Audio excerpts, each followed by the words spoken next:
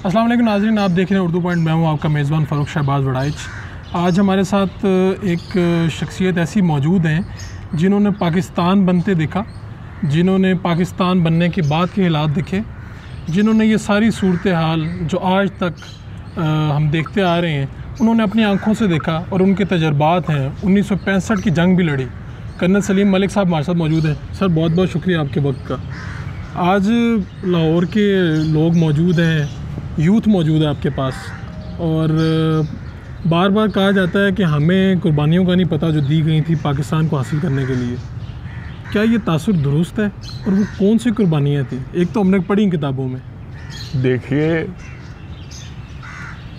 जो कुर्बानियाँ स्टूडेंट्स ने दी थी उसका मैं भी शेयर होल्डर हूँ।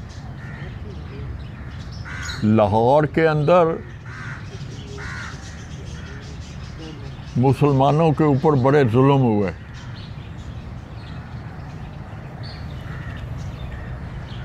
ये जनवरी 1947 की बात है।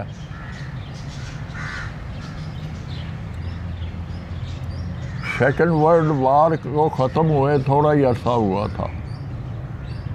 अंग्रेज़ अपनी जितनी चीज़ें थी बची हुई वो बेच रहा था कर्जे उतारने के लिए। हमारे स्टूडेंट्स जो थे वो जब जाते थे तो रोज़ के 2-3 मुस्लिम स्टूडेंट फेडरेशन के आदमी ज़ख्मी होते थे। हमने बात की अपने मुस्लिम लीगियों से, मुस्लिम लीगी लीडरों ने, उन्होंने हमें 2 ट्रक कहता हूँ, 2 गड्ढे, उस वक़्त गड्ढे ज़्यादा होते थे, ट्रक कम थे, स्टील हेलमेट के वो ख़रीद के दे दिए ताकि सर की चोट से बचा जाए। जिस वक़्त वो ख़रीदे तो वो मुस्लिम लीग का दफ्तर था, जहाँ का आजकल भी ये सिनेमा वालों के दफ्तर है, ठीक है, फिल्मों वालों के दफ्तर है। मैं खुद कोशिश कर रहा हूँ उसका नंबर वगैरह ढूंढने का, लेकिन अभी तक कुछ नहीं, कामयाब भी नहीं, कोई मदद ही नहीं कर रहा। वो हमने उसके नीचे वाला जो कमरा था उसके अंदर वो स्टील हेलमेट रख दिए। लाहौर में 2-3 मुसलमान अखबार थे, बाकी सब हिंदू और सिख थे। अखबारों ने शोर मचा दिया कि मुस्लिम स्टूडेंट फेडरेशन ने असला इकट्ठा किया है। हिंदू अखबारों ने? जी जी, ठीक। हमें इत्तला मिली कि पुलिस ने छापा मारा। जिसको इत्तला मिली वो वहाँ पहुँचे।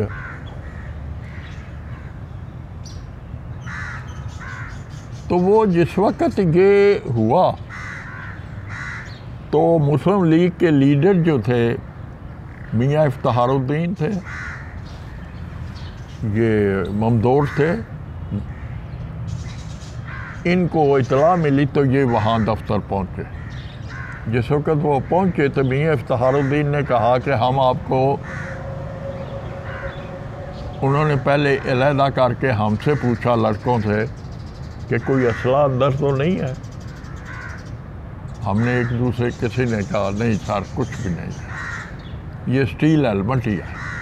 वो अकड़ गए, वो कहने लगे हम तलाशी नहीं देते, आप क्या करेंगे? वो कहते हैं ये हम आपको गिरफ्तार करें। उन्होंने कहा ठीक है करें। उनका आईजी भी आ गया, सारे आ गए, तो उन्होंने कहा इनको गिरफ्तार, वो गिरफ्तार हो गए। लीडर थे, हमें उन्होंने कुछ लिखा, हमें एक साइड पे थे। तो जिस वक्त ये हुआ,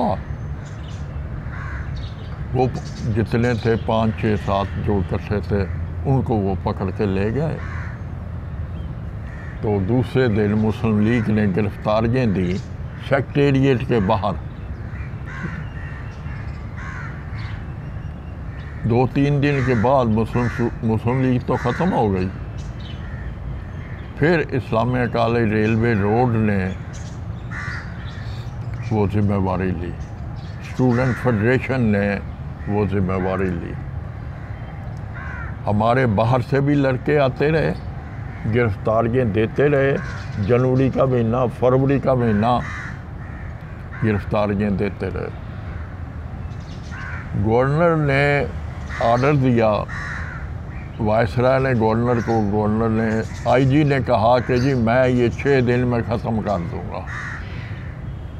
रोज़ सुबह को लड़के गिरफ्तारी देते थे। वो पहले गिरफ्तार करते थे, लेकिन अभी उन्होंने ये किया कि पहले मारते थे फिर गिरफ्तार करते। तो बड़े ज़ख्मी हुए, बड़े लड़के ज़ख्मी हुए, बड़ी मार पड़ी। उस रोज़ सुबह को औरतों ने भी जुलूस निकाले। तो जिस वक्त वो जुलूस निकाले तो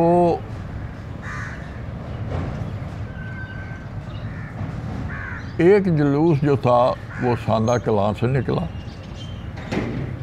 जिसको कि मुझे बड़ा फ़ख्र है, मेरी वालदा लीड कर रही थी, हलीमा बेगम।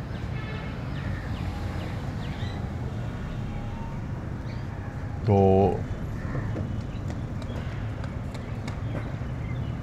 वो जुलूस जिस वक्त गेट पे पहुंचा तो उस वक्त लाठी चार्ज करते हुए आईजी जो है, आईजी खुद कंट्रोल कर रहा था वो लाठी चार्ज को।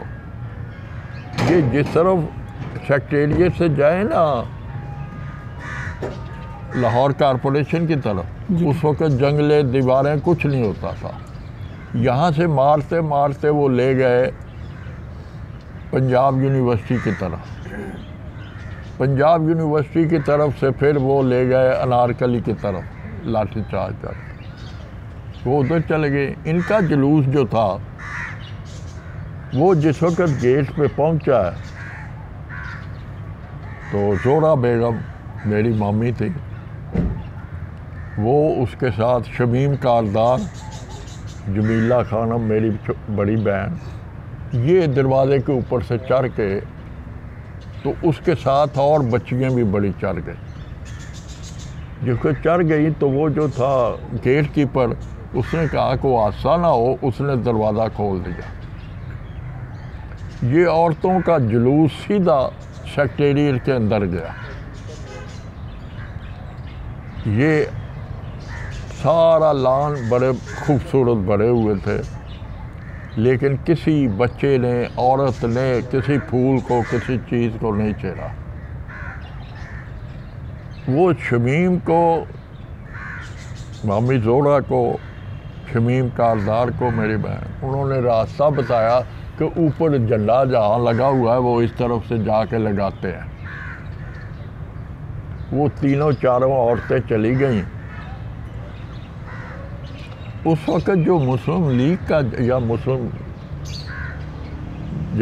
जुलूस निकलते थे, औरतें जो थीं वो ये सबर रंग का दुपट्टा लेती, क्योंकि मुस्लिम लीग का वो झंडा। वो तीनों ऊपर चली गई। यूनियन जैक उतारा और जोड़ा ने अपना दुपट्टा जो है वो उसके साथ लड़ा दिया।